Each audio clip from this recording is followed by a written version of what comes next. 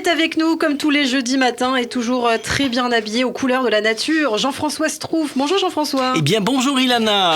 La chronique environnement et Israël, vous le savez, c'est tous les jeudis matins. Et ce jeudi, Jean-François, alors il n'est pas donné à tout le monde d'être un beau légume. Et le fait d'écarter tous les fruits et légumes qui ne sont pas bien formés, à la peau bien lisse, c'est un luxe dans un monde qui ne peut plus se permettre de jeter ce qui est consommable. Voilà, c'est le sujet dont vous souhaitiez nous parler ce matin. Voilà, oui. On va parler, Ilana, si vous voulez bien, d'Anina, une start-up israélienne qui fait sécher des tranches de citrouille, de carottes et d'aubergines dans des récipients pour les plats cuisinés.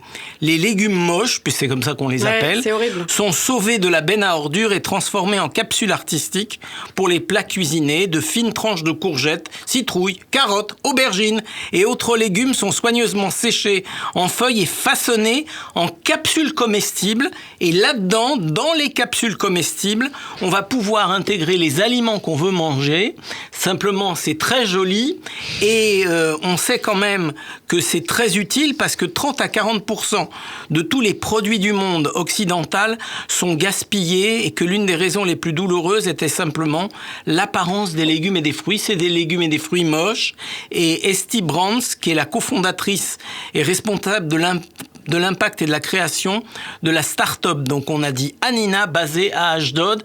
Bravo à vous, Esti. C'est une bonne idée de sauver les fruits moches. Initiative formidable. Alors comment peut-on transformer ces laissés pour compte de l'agriculture en de magnifiques capsules de légumes qui franchement donnent envie Alors le principe des gélules alimentaires est simple, explique-t-elle. Elle achète des légumes déchets aux agriculteurs qui sinon les bazardent parce qu'ils trouvent qu'ils sont pas vendables. Nous les coupons, nous les séchons sans ajouter de conservateurs supplémentaires. Les légumes sont composés à 90% d'eau, donc facilement déshydratables. Et puis ensuite, ils sont pressés sous une forme très fine, presque comme du papier.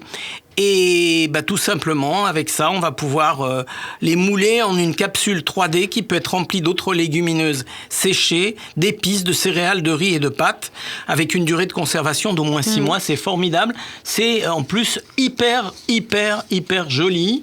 Moi, j'invite les gens à aller voir sur Anina, sur le site d'Anina. A-N-I-N-A. Parce que c'est beau à voir. Mais les clients ne gardent pas ces magnifiques capsules destinées à la consommation. Alors, comment transforment-ils ces capsules en quelque chose de comestible ? C'est hyper simple. Ils placent la capsule dans un bol d'eau au micro-ondes, attendent que les ingrédients se dilatent et se mélangent dans un repas tout prêt à manger. Cela reflète l'appréciation d'aujourd'hui pour les aliments sains.